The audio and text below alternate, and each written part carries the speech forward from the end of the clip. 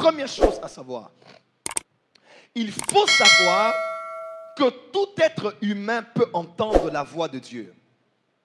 Premier préalable, vous devez avoir la conscience et la connaissance que tout être humain peut entendre la voix de Dieu. En temps normal, en tant que personne spirituelle, tu peux croire que je veux dire, premier préalable, il faut naître de nouveau. Il faut avoir le Saint-Esprit en toi. Il faut avoir été sauvé. Mon frère, ma soeur, j'aimerais te dire, tout être humain peut entendre la voix de Dieu. Je vous ai dit ici, Dieu est le Dieu créateur, Dieu est le Dieu d'Israël et Dieu est le Dieu de l'Église, Père de notre Seigneur Jésus-Christ.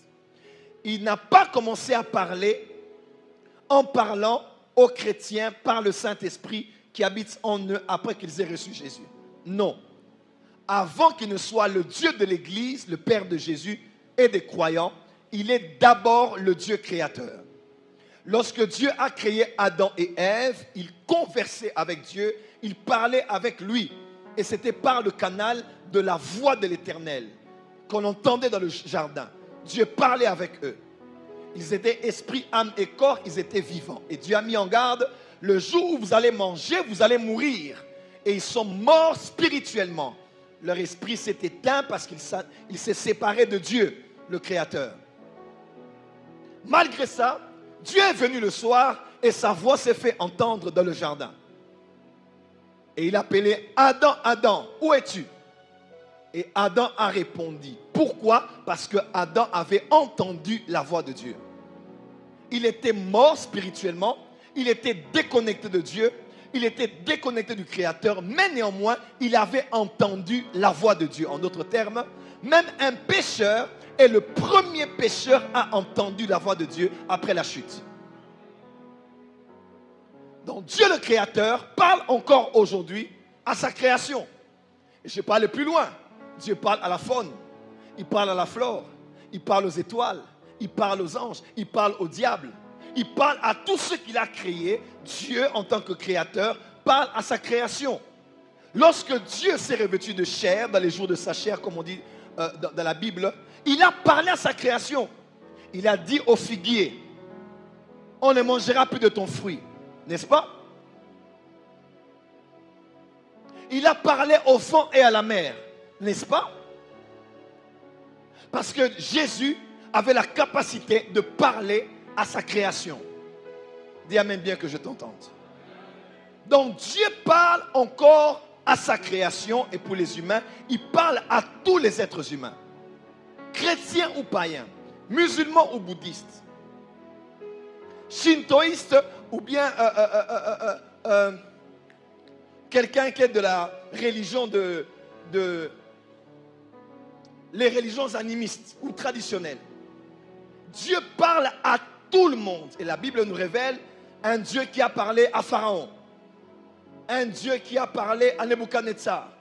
Un Dieu qui a parlé au roi qui était idolâtre. Dieu le Créateur les a parlé et les a communiqué sa pensée. Dis avec moi, tout être humain peut entendre la voix de Dieu. Et j'aimerais dire à quelqu'un, si les êtres humains peuvent entendre la voix de Dieu, à plus forte raison, toi, qui n'est pas créature de Dieu seulement, mais qui est nouvelle créature de Dieu, qui est enfant de Dieu et qui a le Saint-Esprit en toi. Je t'informe ici que le Dieu d'Israël qui parlait qu'aux prophètes, qui ne parlait que par le Urim et le Turim, qui parlait par la Torah, qui parlait par les fautes, qui parlait par les songes, par des visions, ce Dieu-là, le jour où Jésus mourait, comment?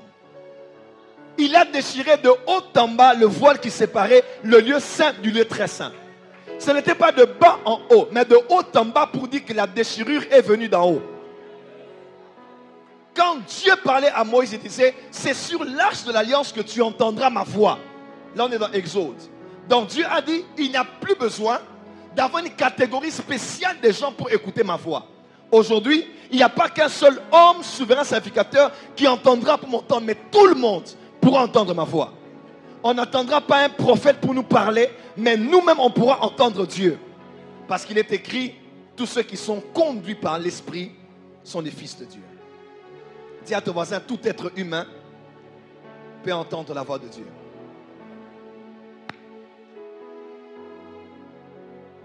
Sachez ceci. Tous ceux que Dieu a, toutes les personnes que Dieu a utilisées, qu'il a bénies et à qui il a parlé dans l'Ancien Testament, n'étaient pas nés de nouveau. Moïse n'était pas né de nouveau. Élie ne l'était pas. Jérémie non plus. Ézéchias aussi. Ézéchiel, ainsi que tous les autres. Donc Dieu parle à tout être humain. Dieu parle à tout être humain. Est-ce que je peux accélérer? Lorsque Dieu a parlé à l'homme dans le jardin d'Éden, Dieu a commencé à réduire sa voix. Et la première chose que Dieu a fait pour continuer à parler à l'homme sans avoir besoin d'une voix extérieure, Dieu a mis dans l'homme ce qu'on appelle, il a laissé dans l'homme ce qu'on appelle la conscience. Le pasteur Jacques-André Vernon disait, la conscience, c'est la partie de Dieu qui est restée dans l'homme après la chute.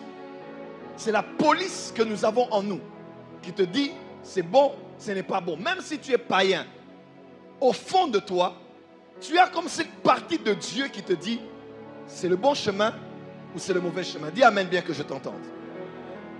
Et à part la conscience, il y a une voix universelle par laquelle Dieu parle à tout être humain.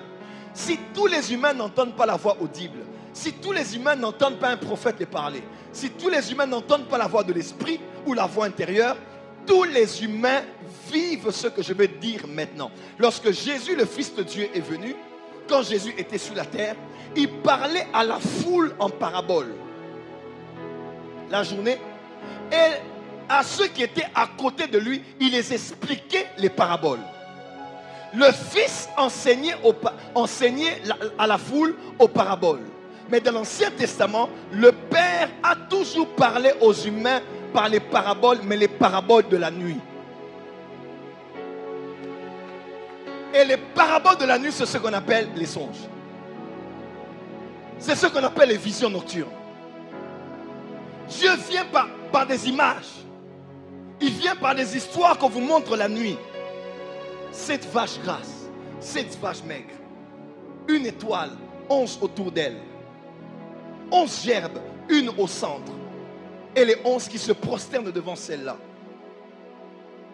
Les songes sont les paraboles de la nuit. Dis avec moi, les songes sont les paraboles du Père. Et autant que Jésus expliquait les paraboles quand il était avec les plus proches de lui, autant il n'est pas donné à tout le monde d'interpréter les visions nocturnes. Oui, j'aimerais te dire la vérité. Ta destinée des fois ne dépend pas d'un songe, mais de son interprétation. Une mauvaise interprétation peut flouer ta destinée. Une mauvaise interprétation peut désorienter ta destinée. Une mauvaise interprétation peut te pousser à faire ce qu'il ne fallait pas faire. Voilà pourquoi celui à qui tu donnes le droit d'interpréter ton rêve, tu l'accordes le pouvoir de diriger ta destinée. C'est la vérité.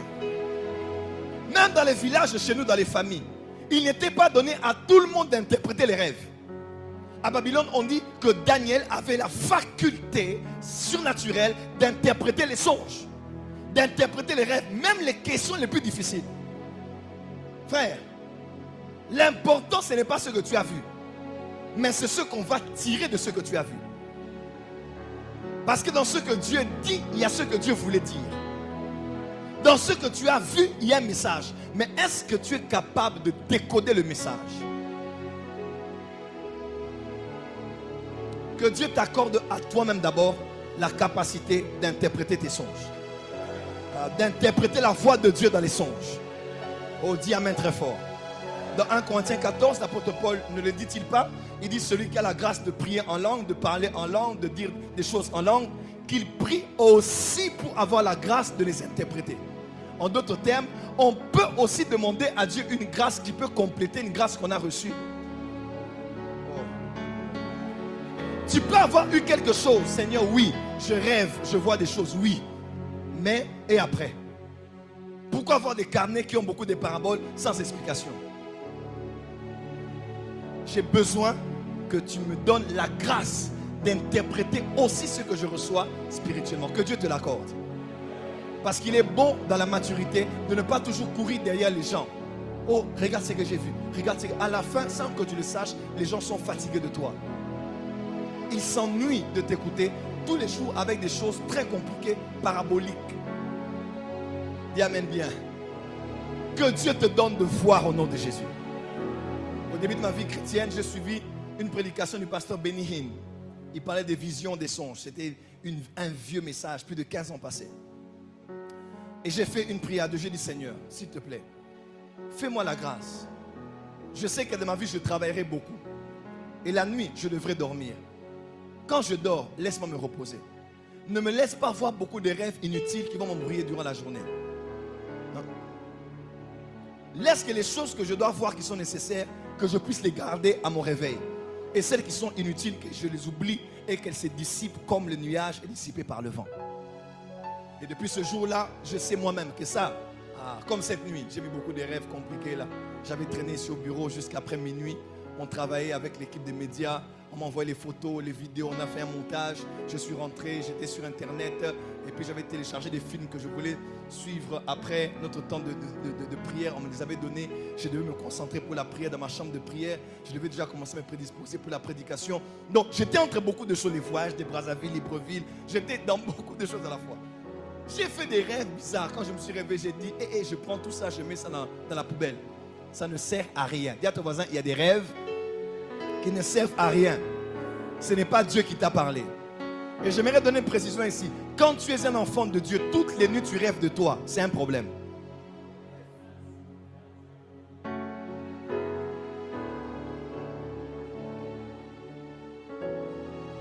Je laisse ça. Moi, j'en parle pas. Le prophète Philippe Mukoma en parle demain ici à l'église.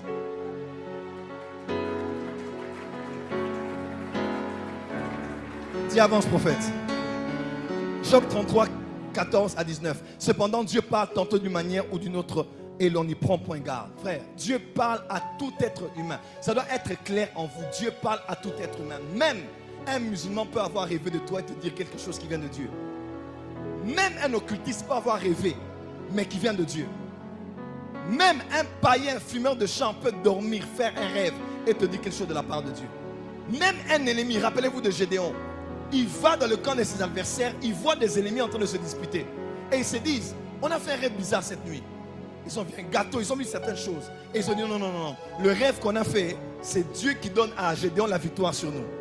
Gédéon a entendu le rêve de ses ennemis qui révélait comment il allait, Dieu lui donner la victoire sur eux. Même un ennemi peut rêver de toi. Voilà pourquoi cette semaine, sois ouvert à Dieu. Dieu peut te parler par un prophète, il peut te parler par un voisin, il peut te parler par ton mari, il peut te parler par ta femme, même par ton enfant, il peut te parler. Dis avance, prophète.